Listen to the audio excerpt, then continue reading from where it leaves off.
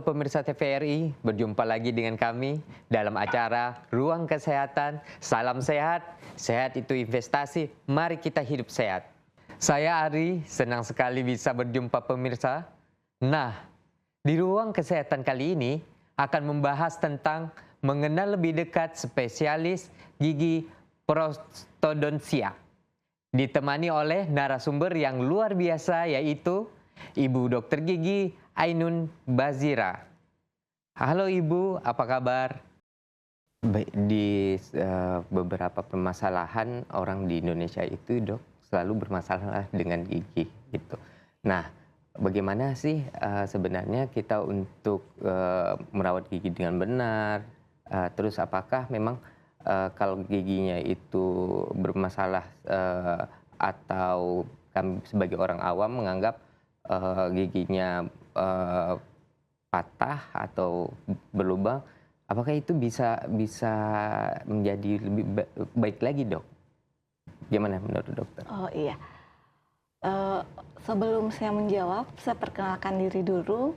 Nama saya Dr. Ainun, spesialis prosto. Jadi kalau terkait pertanyaan tadi itu sebenarnya boleh gigi yang rusak boleh kita perbaiki, dan itu pun kami dari dokter gigi ini sudah memiliki cabang-cabang ilmu spesialis tertentu. Jadi salah satunya cabang ilmu spesialis saya yaitu ilmu prostodontia. Iya. Berarti prostodontia itu sebenarnya mempelajari tentang apa sih dok? Iya, nanti saya jelaskan sedikit di slide. Jadi prostodontia itu adalah salah satu cabang dari ilmu kedokteran gigi yang merehabilitasi, mengembalikan fungsi rongga mulut dan maksilofasial dengan bahan pengganti yang dibuat oleh manusia. Biasanya sih kami lebih terkenal dengan sebutan dokter gigi spesialis gigi tiruan, gitu. Kalau gigi tiruan yang dokter maksud itu apakah termasuk seperti behel dan perapian gigi, apakah sama seperti itu? Beda. Jadi itu ada spesialisnya lagi sendiri. Jadi kalau saya ini spesialis prostodontia, membuat gigi tiruan, terus ada juga protesa maksilofasial, dan biasanya kami melakukan perawatan pada kasus sakit sendi temporomandibular joint. Begitu. Baik. Kemudian apakah dokter dengan spesialis yang sama ini sudah banyak khususnya di Gorontalo ini dok? Iya, kalau di Gorontalo ini setahu saya baru saya yang spesialis prostodontia. Tapi kalau dokter gigi spesialis lain seperti bedah mulut, konservasi dengan orto itu sudah ada. Tapi kalau prostodontia baru saya. Oh, berarti di Provinsi Gorontalo baru dokter ya, yang dengan spesifiknya tentang gigi tiruan juga. Iya, gigi tiruan. Baik dok, kami ingin tahu lebih dalam lagi nih mengenai gigi tiruan dan lepasan. Apalagi anak-anak muda sekarang khususnya, itu sudah ada tuh kadang copot atau kecelakaan dan lain-lain gitu. Nah, kalau bagaimana menurut dokter, apakah itu bisa juga untuk mendapat terapi yang sama agar giginya pulih kembali itu? Jadi maksudnya dibantu untuk membuat gigi barunya gitu? Oh iya, iya boleh. Jika masyarakat kehilangan gigi, itu kalau memang spesialis prostodontia agak lama, mungkin bisa ke dokter gigi umum. Nanti dokter gigi umum akan mengevaluasi apakah masih bisa ditangani apa tidak untuk pembuatan gigi tiruannya. Jika tidak, makanya biasanya dokter gigi umum akan merujuk ke dokter gigi spesialis ketika kasus yang ditanganinya agak lebih rumit.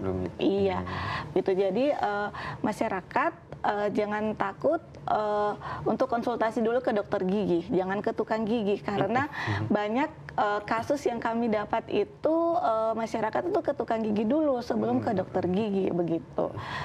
Jadi sama aja kalau sudah parah di tempat lain baru datang ke dokter, maksudnya seperti Iya, itu. betul. Baik dok, gini, kami tertarik nih tentang gigi tiruan cekat. Nah, Oh, iya. itu sepertinya bisa ditanam ya dok? Iya, jadi gigi tiruan itu ada sebenarnya tiga kategori, ada yang lepasan, ada yang cekat, atau ada yang hybrid. Hybrid itu gabungan antara lepasan sama cekat. Lepasan itu artinya gigi tiruan yang pasien dapat lepas sendiri di rumah dan dibersihkan. Sedangkan kalau gigi tiruan cekat itu gigi tiruan yang pasien tidak bisa lepas, jadi dia paten, hanya dokter gigi yang bisa melepas ketika terjadi sesuatu. Nah, kalau pertanyaan tadi kakak tentang gigi tiruan cekat, ya ada yang ditanam, ada 3 macam, yaitu implan yang ditanam, terus ada mahkota, sama ada bridge atau jembatan. Ya, jadi gigi tiruan sekarang yang hampir persis menyerupai gigi yaitu gigi tiruan implan, karena dia hanya sendiri, tidak butuh gigi pendamping, tapi akarnya dibuat dari ditanam di dalam gusi. Gitu. Berarti akarnya juga itu dibuat juga dok, atau memang akar di dalamnya yang disembuhin terlebih dahulu? Iya, bagus. Jadi kalau implan itu bisa menggunakan titanium, jadi ada alat bahannya sendiri yang dimasukkan ke dalam gusi. Kemudian kalau akar gigi bisa tidak untuk disembuhkan, jawabannya bisa, tergantung dari kasusnya. Jadi biasanya kami berkolaborasi sama dokter gigi spesialis konservasi untuk mempertahankan akar giginya. Jadi akar gigi pada kami itu sangat dibutuhkan, karena ketika akar gigi masih ada, tulang yang di dalam mulut itu masih akan bisa terbentuk. Jadi sebisa mungkin kami mempertahankan akar gigi itu. Nah, ketika kami rujuk ke konservasi, jika bisa maka kita bisa kolaborasi. Tapi namun ketika sudah tidak bisa dirawat lagi akar giginya, berarti kemungkinan cuma hanya bisa dicabut. Iya. Gitu. Benar sekali dok. Apalagi sekarang saya lihat anak-anak muda itu udah pada saya juga sebagai orang awam, kalau berpikir kalau seandainya sakit gigi itu berarti harus dicabut gitu. Iya. Padahal Tidak. menurut dokter padahal masih bisa diperbaiki akarnya, disehatin lagi Iya. akarnya gitu kan menurut kondisi. Nah, gimana caranya dok untuk memberitahu kepada pemirsa yang di rumah bahwa untuk sakit gigi tidak mesti dulu harus dicabut, seperti itu. Iya, jadi buat masyarakat Gorontalo ketika mempunyai keluhan gigi terutama sakit, sebaiknya periksa dulu ke dokter gigi, terutama yang terdekat mungkin puskesmas ya, dan usahakan jangan dulu dicabut, karena ketika gigi sudah dicabut pasti akan ada penyesalan. Penggunaan gigi tiruan itu tidak senyaman gigi asli. Jadi kami pun dari spesialis prosto itu sangat mempertahankan gigi. Jadi ketika gigi goyang pun itu kita harus diskusi baik-baik apakah harus dicabut atau bisa dipertahankan gitu. Apalagi kalau gigi sakit. Biasanya kalau gigi sakit, apalagi kalau dewasa muda itu memiliki akar yang masih kuat sekali, hanya kita tinggal memperbaiki strukturnya di atas. Makanya biasanya akan dirujuk ke dokter spesialis untuk memperbaiki akarnya itu. Ya, kemudian dok, apakah gigi ini sebenarnya menjadi topang untuk menjaga simetrisnya muka kita, wajah kita gitu? Iya, gitu. Iya, bisa membentuk simetris wajah bisa, karena ketika kita kehilangan gigi di satu sisi, contohnya seperti sisi kanan, pasti kita akan cenderung mengunyah di sebelah kiri, karena pasti pengunyahan di sebelah kanan itu sudah kurang efektif, jadi akan mengunyah di sebelah kiri. Dan ketika kita hanya mengunyah di sebelah kiri terus-menerus, kelamaan otot yang di sebelah kiri ini akan bekerja lebih keras, jadi akan bisa terjadi simetris pada wajah. Iya. Ada nggak sih komplikasi-komplikasi yang diakibatkan oleh sakit gigi? Sampai bisa aja sampai ke saraf. Biasanya kalau kita sakit gigi kan dok ya, kepala yang nyut-nyutan kadang begitu. Padahal apakah ada hubungannya dengan sakit giginya itu? Kalau membahas tentang sakit gigi itu sebenarnya ranahnya spesialis konservasi. Konservasi. Iya. Jadi saya di sini hanya merehabilitasi ketika giginya sudah hilang atau sudah dicabut, begitu.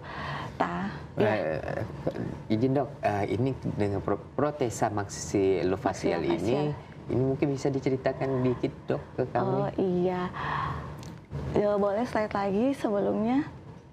Iya, jadi prostodontia itu bukan hanya melakukan perawatan gigi tiruan ya.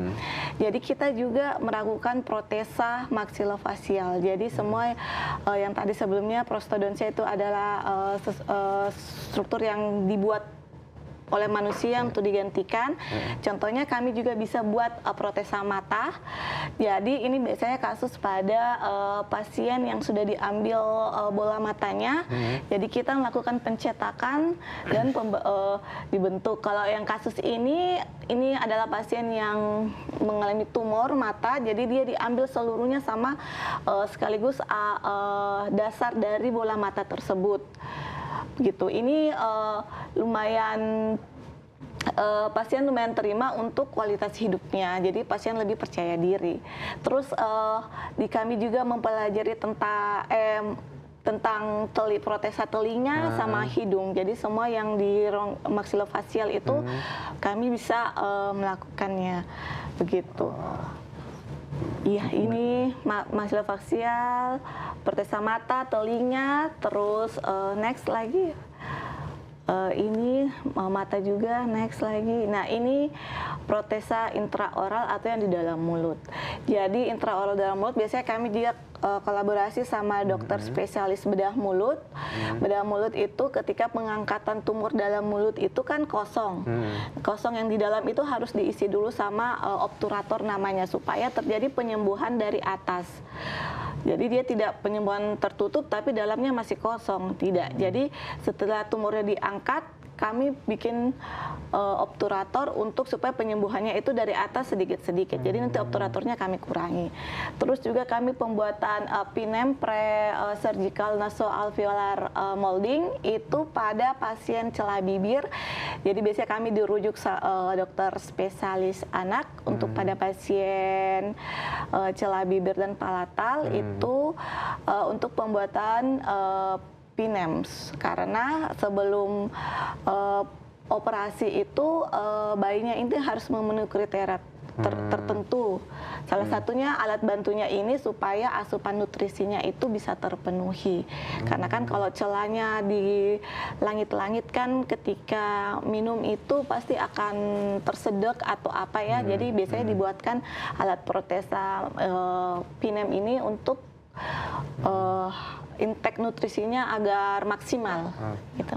Dengan bahasa umumnya ini adalah salah satu cara untuk untuk memudahkan si pasien, begitu dok? Iya. Ini kan protesa maksilofacial.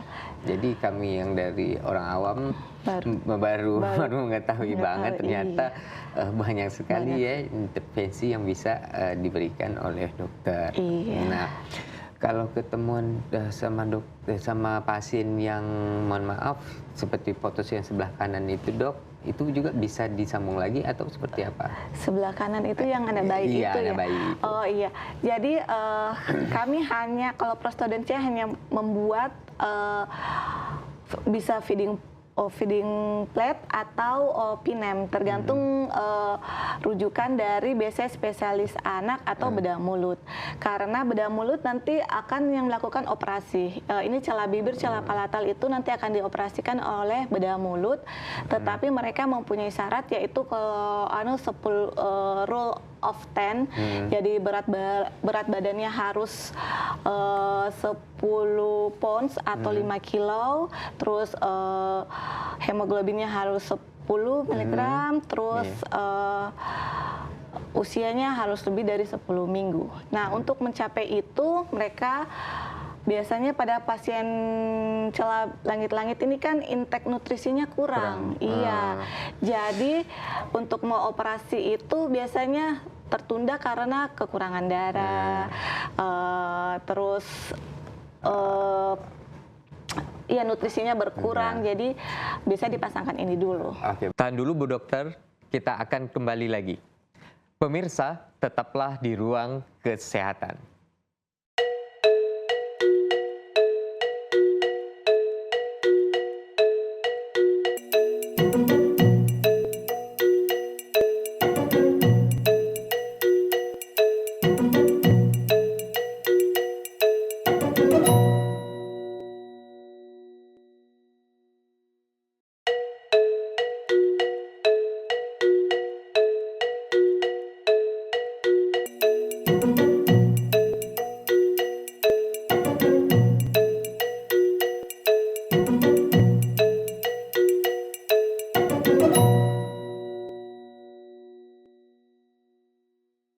Baik, masih bersama kami di ruang kesehatan. Dok, tadi kita udah membahas tentang protesa maksilofacial. Ya, itu sangat menarik sekali. Berarti kenapa sih gigi itu harus diganti? Iya. Biasanya kan ada yang giginya masih bagus, tapi kita nggak tahu dalamnya sakit atau apa, tiba-tiba diganti gitu. Iya. Oke. Kenapa kenapa harus gigi diganti? Yang maksud saya di sini adalah ketika gigi yang sudah dicabut. Gigi yang ketika sudah dicabut, artinya kan situ kosong. Jadi sebaiknya kita harus ganti dengan pembuatan gigi tiruan. Fungsinya pertama yaitu kita menjaga kestabilitas pengunyahan di rongga mulut. Jadi tidak ada hindari satu sisi karena kurangnya maksimal pengunyahan. Iya. Jadi kalau hanya satu sisi saya mengunyah itu nanti akan berdampak ke penyakit lain. Contohnya TMD. Jadi pada sendi buka mulut. TMD izin apa ya, Dok? TMD itu temporomandibular disorder. Jadi kelainan pada sendi temporomandibular joint, ya. Itu kalau kita mengunyah satu sisi. Yang kedua, kalau pada gigi depan itu tentunya estetik akan terganggu, kualitas hidup akan berkurang, dan biasanya akan terganggu juga fonetik atau pengucapan. Kecuali apalagi kalau kita mau mengajikan itu sangat terganggu ketika kehilangan. Terus bisa juga kita ketika satu sudah hilang gigi, sebaiknya kita ganti agar gigi tetangga yang lainnya itu tidak ikut bergeser. Iya, jadi gigi itu akan bergeser ke daerah yang kosong. Jadi ketika contohnya gigi tengah yang hilang, ini yang sampingnya ini akan bergeser menyempit. Gitu. Jadi ketika gigi yang tetangga yang sudah hilang itu menutupi lubang yang kosong itu, ini pasti gigi yang awalnya begini dia akan miring begini, akan miring. Iya, pasti miring. Pasti miring, ketika ada beban kunyah ini akan miring ke kemikiran, dan kemungkinan ini akan jadi bermasalah lagi. Iya, bermasalah lagi. Begitupun gigi atas, ketika gigi itu Allah ciptakan subhanallah banget. Jadi ketika dia tidak punya teman di bawah, dia akan mencari teman. Jadi ketika di atasnya masih ada dan bawahnya kosong, dia akan turun ke bawah. Iya, giginya akan turun ke bawah, dan masalahnya gigi itu akan dicabut lagi. Iya, jadi ketika gigi satu hilang tidak diganti, tinggal tunggu saya gigi lain akan ikut mengalami kerusakan. Iya. Jadi nggak bisa cuma satu yang kalau udah dicabut, maksudnya Dok, itu harus dipasang baru gitu. Kalau tidak nanti beramai-ramai gigi tersebut bermasalah. Begitu betul. Iya. Ya, saya masih minat banget nih dok kalau kita membahas masalah gigi. Terus ada nggak sih komplikasi-komplikasi yang bisa menyebabkan gigi yang tadi dipasang udah jadi baik, kan harapan kita baik kan? Iya. Nah tiba-tiba menjadi suatu komplikasi serius. Serius. Sejauh ini komplikasi gigi tiruan itu minim ya, apalagi kalau lepasan. Kita bahas tentang lepasan dulu ya, karena kan ada beberapa macam, kan tadi lepasan sama yang cekat ya. Kalau lepasan itu komplikasinya paling kalau tertelan, tapi itu sudah sangat jarang karena biasanya kami memang desain agak besar supaya bisa tertahan. Dan gigi tiruan itu pun kami tidak sarankan untuk dipakai tidur supaya gusi itu istirahat. Jadi kalau lepasan itu selama pasiennya menjaga kesehatan mulutnya, kesehatan gigi palsunya, insya Allah tidak ada komplikasi gitu. Dan kalau ke gigi tiruan yang cekat, biasanya komplikasinya itu mungkin patah ya giginya itu biasanya karena tekanan yang berlebih. Tekanan berlebih artinya kan pasien biasanya giginya yang harus diganti sebenarnya 3, tapi mungkin karena faktor apa dan apa dia hanya menggantikan 1. Jadi gigi yang lain di situ bekerja lebih keras begitu. Jadi paling itunya patah itu. Biasanya berapa maksimal gigi itu yang bisa dicabut dalam 1 hari dok? Nah, kalau masalah pencabutan gigi itu nanti ada spesialisnya lagi, spesialis bedah mulut. Jadi saya ini dokter spesialis prostodontia, tuh kami biasanya dirujuk paling terakhir ketika pasien sudah lewati semua spesialis. Jadi ketika giginya sudah bersih, sudah dicabut, sudah tidak ada, baru dirujuk ke kami untuk pembuatan gigi tiruan. Iya. Berarti benar estetik ya dok ya? Tidak kayak estetik sih, rata-rata memang pasien bilang gigi itu estetik, tetapi sebenarnya kalau dilihat dari fungsinya itu fungsi utamanya ada 3. Pengunyahan. Pengunyahan ini sangat berpengaruh kepada sistem pencernaan. Jadi akan lari ke sistem pencernaan lagi. Terus kemudian estetik memang ada fungsinya dan fonetik. Cuman tapi kalau dari kesehatannya itu kita ke proses pengunyahan, dan beberapa penelitian juga ternyata ada meneliti tentang fungsi kognitif terhadap pengunyahan, sangat berpengaruh fungsi kognitif. Ternyata memang sangat berpengaruh fungsi kognitifnya. Iya, karena panjang penjelasannya pokoknya tentang stimulus otak terhadap pengunyahan. Jadi itu.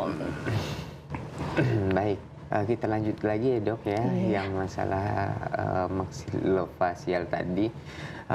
Itu pernah nggak sih ada kegagalan pada saat kita mau melakukan perbaikan giginya tersebut? Ini saya tertarik pada saat melihat protese maksilofacial ini.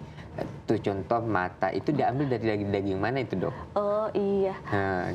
Apakah ini nyambung dengan permasalahan gigi atau gimana gitu? Penyebabnya ya, atau penyebabnya apakah ada hubungannya dengan gigi? Tidak. Jadi pada kasus yang protesa mata itu tidak berhubungan sama gigi. Jadi dia memang mempunyai diagnosa seperti tumor, kecelakaan yang menyebabkan harus bola matanya diangkat. Kalau yang di bawah ini memang tumor, jadi tumornya sudah menyebar, jadi pengangkatan seluruh lapisan bola mata sama di daerah pipinya. Jadi ini tidak berkaitan dengan gigi. Oh, jadi gitu, ini iya. Iya, jadi biasa kami ini rujukan dari dokter spesialis mata. Rujukan spesialis mata. Begitu. Berarti untuk memperbaiki apanya nih, lukanya itu? Untuk membuat duplikasi bola matanya. Iya, jadi kan coba di slide sebelumnya, ya. Jadi yang contoh yang sebelah kanan ini kan hasilnya pasien yang bawah ini dia begini, dia tidak punya bola mata. Iya, jadi tentu pasti percayaan diri kan berkurang ya. Terus mungkin malu-malu, minder, dan kita kualitas hidupnya pasti akan menurun. Jadi makanya dibuatkan protesa mata yang seperti yang di atas. Itu yang di atas itu kami bikin menggunakan akrilik. Ya, yang akrilik, gigi. iya kita pakai akrilik. Kecuali kalau sudah sampai menyentuh ada penambahan di kulit atau apa, kita biasanya menggunakan silikon. Oh. Begitu. Jadi semua ini buatan manusia yang mengganti sesuatu yang sudah rusak yang di dalam fungsi maksilofasial yang di kepala, begitu. Berarti dokter bukan hanya fokus di gigi aja ya dok ya, yang penting di wajah juga itu masih bisa. Cuman masyarakat mungkin lebih kenal dengan dokter gigi spesialis gigi tiruan ya, karena memang kasusnya lebih banyak gigi tiruan.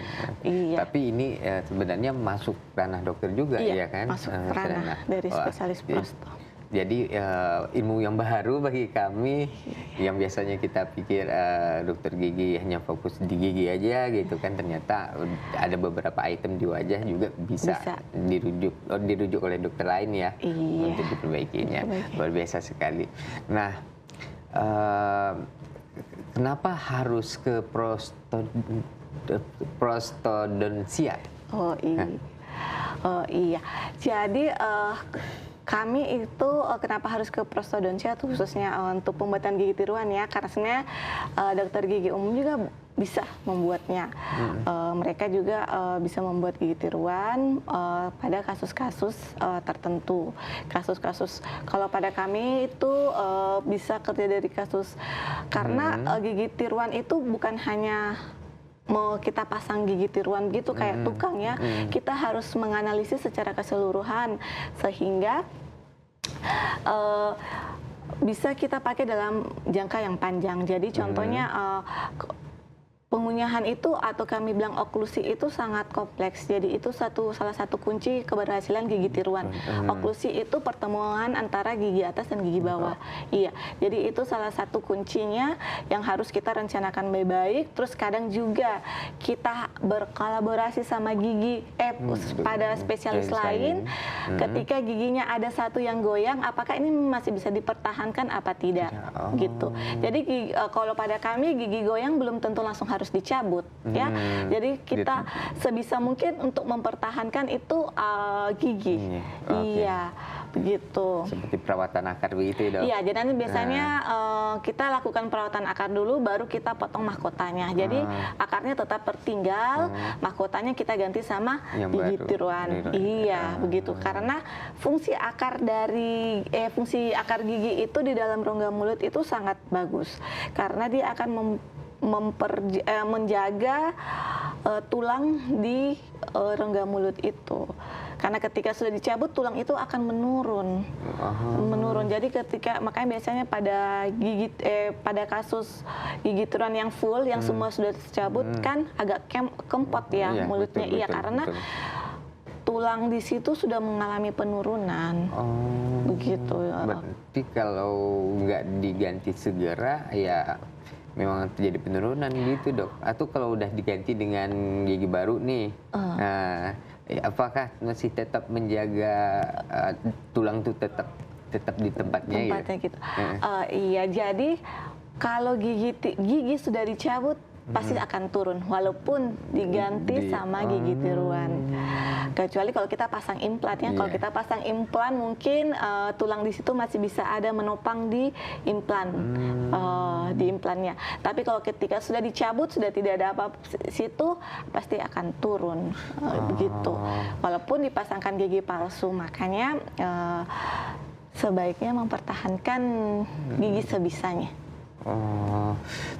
Terus lama nggak sih dok kalau kita mau ganti dengan gigi tiruan model cekat begini dok?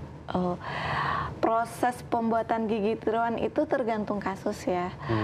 Kalau lepasan itu kasusnya yang kehilangan cuma 1-2 mungkin bisa cepat ya, karena kita tidak perlu analisis yang agak lebih luas dan tidak boleh sudah tidak lakukan pengukuran, itu ya bisa 1 sampai 2 minggu. Kalau cekat agak lama karena prosesnya itu kita akan kirim labnya ke luar, jadi biasanya agak lama dibandingkan yang lepasan. Berarti tergantung juga ya? Iya, tergantung dari kasusnya. Biasanya paling cepat atau paling lama itu berapa hari dok? Paling cepat itu kita 2 minggu ya, 2 minggu. Iya, karena kita pakai hasil cetakan itu kita kirim ke luar dari Gorontalo, karena di Gorontalo sendiri ini belum ada lab yang bisa membuat. Paling lama itu saya kerjakan itu gigi tiruan full. Full itu artinya gigi tiruan gigi yang sudah memang atas dan bawahnya tidak ada sama sekali, jadi full itu bisa sampai 3 minggu karena prosesnya harus ada perhitungan analisisnya gitu, diukur. Baik, selain itu dok, apa aja komplikasi yang bisa disebabkan oleh ini pemasangan gigi tiruan ini? Komplikasinya kalau pemasangan gigi tiruan agak minim sih. Jarang ya, jarang minim sekali karena yang penting pasien lepas sesuai instruksi lah, menjaga kebersihan mulut, terus tidak dipakai tidur, itu insya Allah tidak Tahan dulu Bu Dokter, kita akan kembali lagi. Pemirsa, tetaplah di Ruang Kesehatan.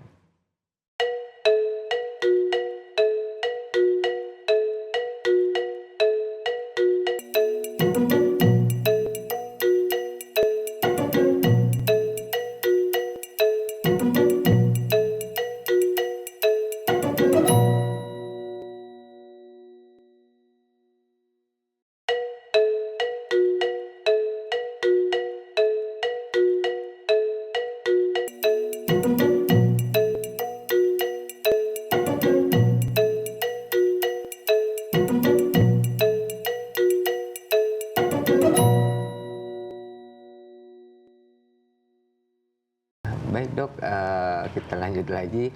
Nah, di sini ada gigi tiruan dan BPJS, berarti bisa diklaim dengan BPJS juga ini?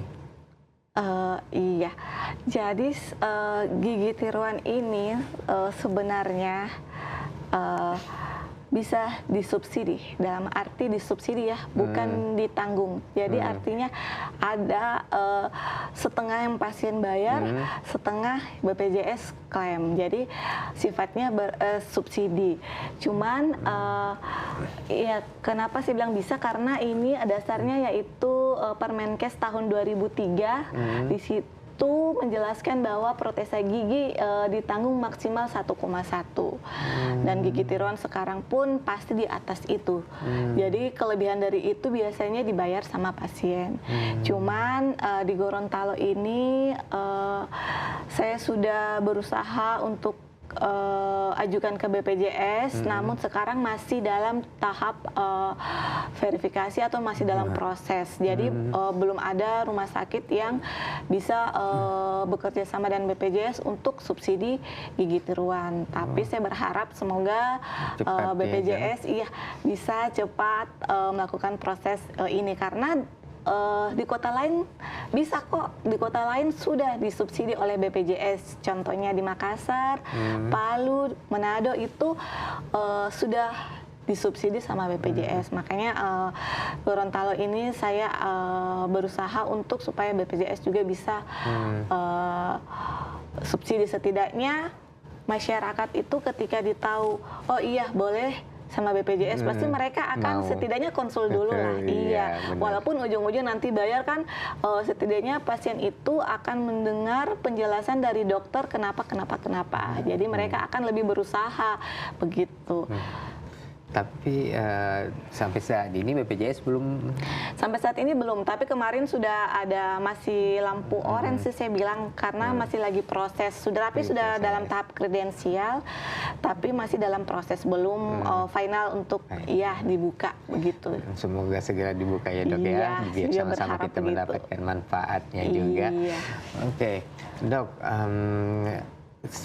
Sebisanya apa penatalasaraan kami yang orang awam di rumah agar tetap bisa menjaga gigi, contoh kepada orang-orang yang udah dicopot giginya nih, belum sempat ketemu dokter nih, kira-kira ada nggak sih saran dokter bagaimana caranya agar tulangnya tidak turun yang dokter bilang tadi? Jadi kalau tulangnya menurun ketika dicabut itu fisiologis, jadi pasti akan terjadi, tidak bisa kami cegah.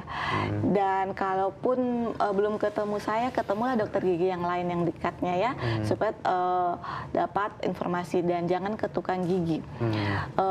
Terus kalau belum sempat untuk menggantinya, kita tidak bisa mencegah giginya untuk bergeser karena di dalam mulut itu terjadi pergerakan pengunyahan. Jadi tekanan pengunyahan kiri kanan itu yang menyebabkan gigi yang akan bergerak sendiri. Jadi solusinya ya cuman memasang sesuatu yang untuk menahan gigi itu tersebut. Salah satunya gigi tiruan. Begitu. Iya. Nah, kalau kasus yang paling berat, dokter dulu pernah dapat nggak kasus-kasus yang terberat menurut dokter selama ini?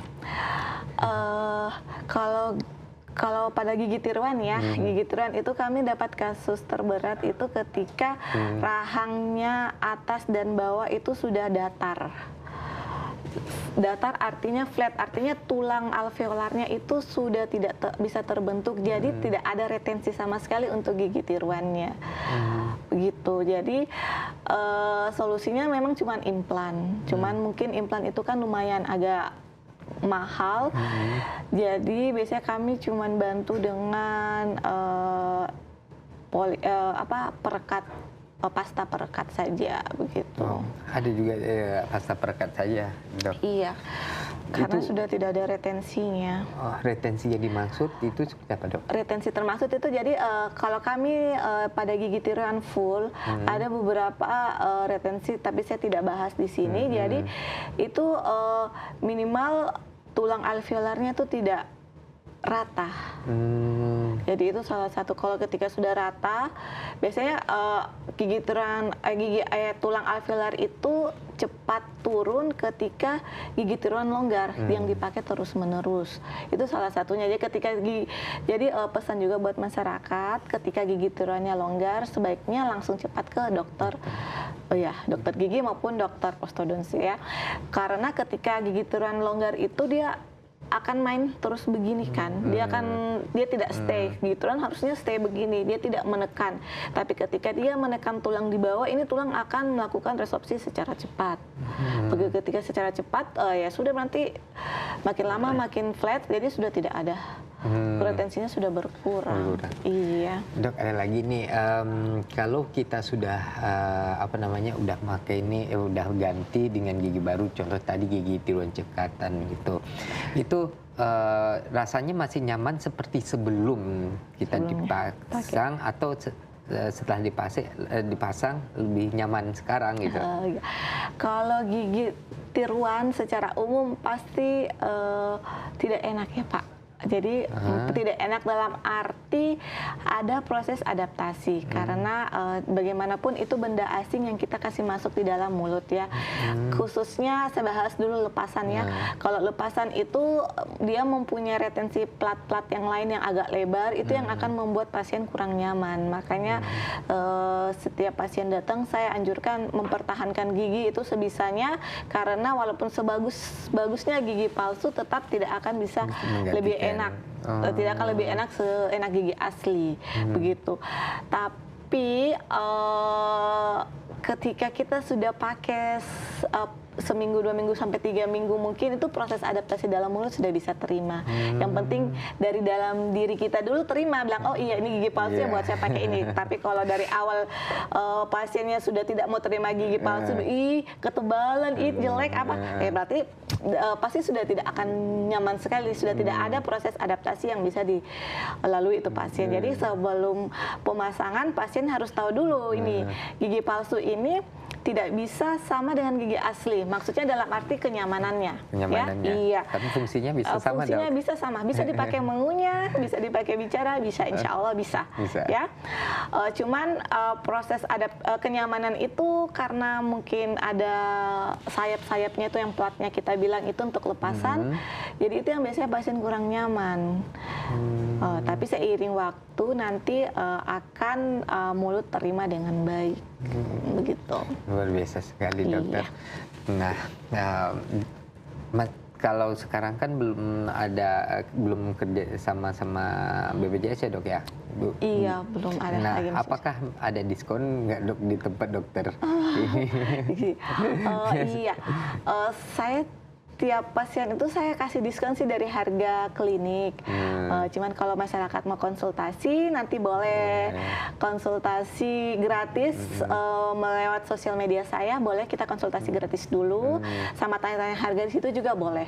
Nanti kita diskusi dulu di situ, sama-sama tanya harga, baru nanti kalau saya butuh melihat secara langsung, baru kita janjian untuk lakukan di klinik. Iya. Jadi banyak juga yang bisa diberikan intervensi ya dok ya, di sana masuk pelayanan yang diberikan di dokter spesialis prostodontia ini gitu. Iya. Jadi bukan hanya di gigi, tapi ada juga di wajah juga ya dok ya. Iya, kita protesa maksilofacial. Yang luar biasa sekali dokter. Oke dok, untuk bagi orang yang udah ini nih sama dokter, udah coba pemasangan dan lain, kira-kira dia melakukan perawatan ulang nggak dok? Harus kontrol kembali seperti biasa atau gimana gitu? Oke. Biasanya proses pemasangan gigi tiruan itu tidak ada memang yang langsung pas, ada yang memang masih ada harus perlu kita kurangi atau kita setel. Baik. Iya, jadi pemasangan gigi tiruan itu seharusnya tidak sakit. Seharusnya tidak sakit. Jadi ketika pemasangan gigi tiruan sakit, maka kita harus kembali kontrol ke dokternya. Jadi biasanya yang menyebabkan gigi tiruan sakit itu kita periksa dulu apakah tulang yang di bawahnya itu tidak ada yang menonjol. Ya biasanya sih kalau saya sudah periksa sebelum dibuat ya. Jadi ketika saya sudah periksa sebelum saya buat, jadi untuk meminimalisir berarti mungkin kelebihan dari waktu pencetakan. Jadi ada kelebihan bahan gigi tiruan yang harus kita kurangi sedikit atau apa yang harus di-setel sehingga pasien tidak terlalu tertekan di daerah situ. Gitu. Baik, ya, dokter ada saran nggak untuk nyampe ke pemirsa kita di rumah sebelum kita tutup? Iya, saran saya mempertahankan gigi sebisa mungkin karena gigi yang sakit belum tentu harus dicabut. Kita akan baru sadar pentingnya kehilangan gigi. Kita baru sadar pentingnya setelah kehilangan, begitupun gigi. Ya, jadi jangan sampai menyesal. Silahkan lakukan konsultasi ke dokter gigi, dokter gigi terdekat ataupun ke spesialis prostodontia. Berarti prostodontia ya dok ya? Iya, prostodontia. Tapi di Kota Gorontalo kan sudah ada. Iya. Jadi mungkin bisa nih pemirsa di rumah yang ingin mendapatkan perawatan bisa langsung datang ke mana dok? Kalau saya kebetulan di PNS di Rumah Sakit Toto Kabila. Cuman satu, dan praktek mandiri saya di Jalan Kalimadu di bawah Masjid Al Mukarrabin. Gitu. Oke. Iya. Baik. Kemudian bagaimana sih dok cara-cara untuk menjaga kebersihan gigi yang baik dan benar? Dan apalagi kan sebentar lagi kita kan mau puasa nih. Iya. Dan kayaknya harus bagaimana dulu, kan ada yang bilang nanti sebelum sahur harus sudah sikat gigi dulu atau nanti batal puasanya atau apa. Gimana dok? Oh iya, jadi sebenarnya untuk menjaga kebersihan mulut itu gampang sih. Jadi penyakit mulut itu sebenarnya bisa kita cegah. Cuma dengan menjaga kebersihan dengan sikat gigi. Terutama rata-rata gigi yang dicabut itu penyebabnya ya gigi berlubang. Nah, untuk mencegah gigi berlubang itu kita sikat gigi. hanya dengan sikat gigi. Jadi sikat gigi itu minimal kita 2 kali sehari, terutama kalau bisa pagi setelah sarapan sama malam sebelum tidur. Nah, kenapa malam sebelum tidur itu kita harus sikat gigi? Karena kondisi mulut kita kan diam. Jadi biasanya agak kering dan situ mikroorganisme lebih banyak berkembang di situ. Dan ketika lagi banyak berkembang dan makanannya ada, nah prosesnya di situ yang lebih cepat. Jadi sebenarnya kalau gigi itu gampang banget, cuman cegahnya dengan rajin sikat gigi. Terus biasanya sih juga bilang, dok saya sudah sikat gigi banyak, sering, tapi kok masih berlubang ya. Itu biasanya masyarakat. Ya kemungkinan cara menyikat giginya yang salah gitu. Makanya bagus kalau rutinlah konsultasi saja ke dokter ya. Apalagi kan BPJS, kalau BPJS ke puskesmas, ke dokter gigi umum itu masih ditanggung. Jadi jangan malu-malu atau takut.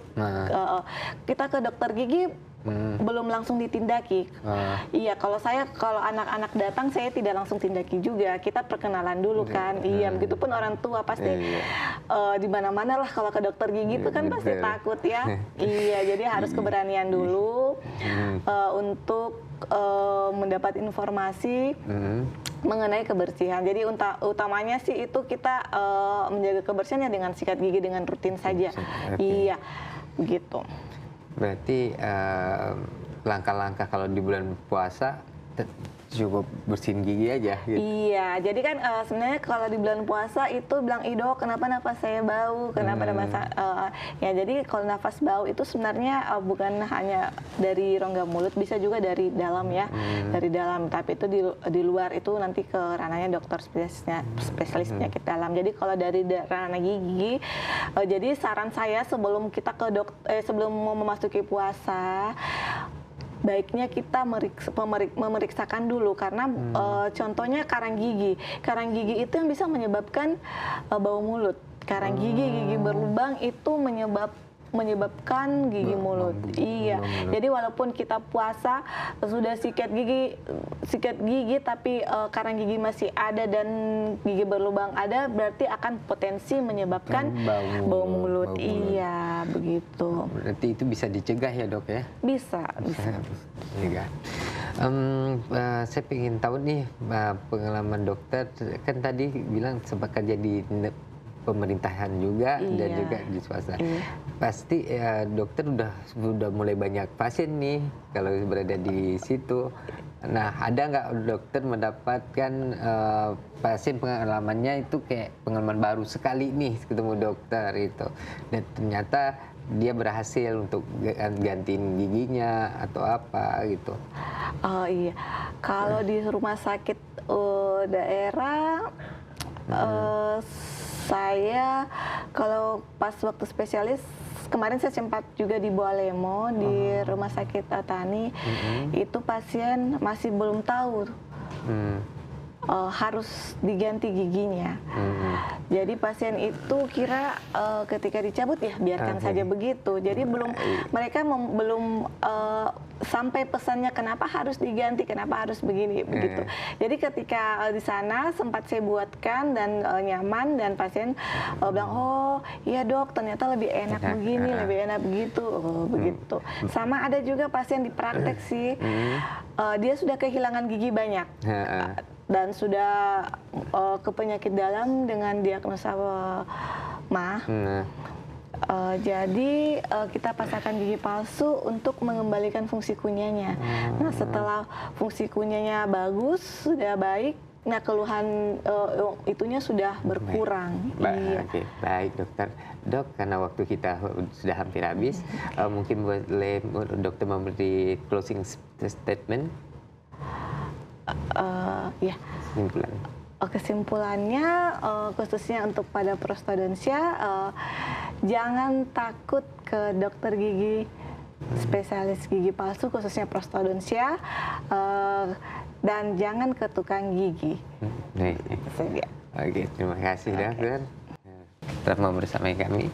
Pemirsa, terima kasih banyak Anda telah bersama kami di Ruang Kesehatan. Saya Ari dan seluruh kerabat kerja yang bertugas mengucapkan terima kasih. Sampai jumpa. Salam sehat. Sehat itu investasi. Mari kita hidup sehat.